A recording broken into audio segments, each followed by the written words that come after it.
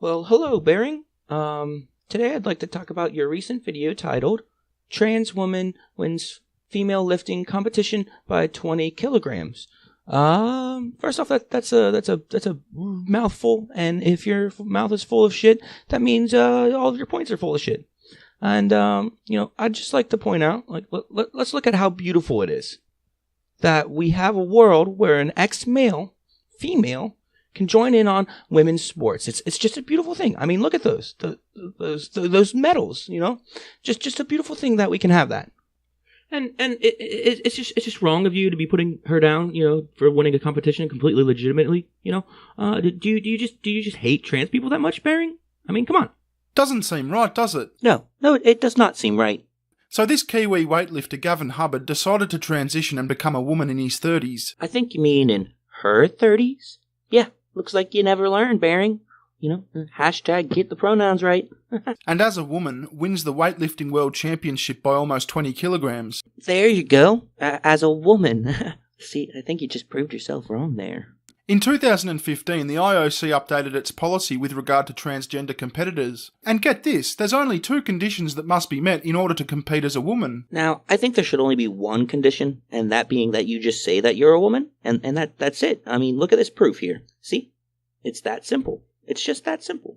That's all you need to do. Say, I'm a woman. There you go. You've got to say that you're a woman, and your testosterone levels need to be below a certain level. You don't even need to have your old fella chopped off. What do you mean by old fellow? Are you just assuming her age and gender? I mean, that's just rude. And what do you mean by chopped off?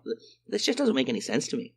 We all deserve the right to be, on an even playing field, and I just feel that if it's not even, then why are we doing the sport? And they are on an even playing field. I mean, she's a woman. You can see here clearly she's a woman. Some very enlightened sports administrators made a rule which is very straightforward, and it's testosterone levels, which is a much more scientific way of measuring male gender, female gender than anything else that is currently known, I understand.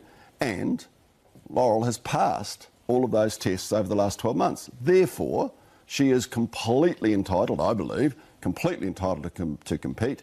And anybody who says otherwise is either being, I think, very bigoted, prejudiced, which is the main thing I would imagine, or just jealous of the fact that maybe this woman has come along and she's better than the female competitors. Yes, I would say jealous. I mean, just look at her. Look at how strong and how courageous she is.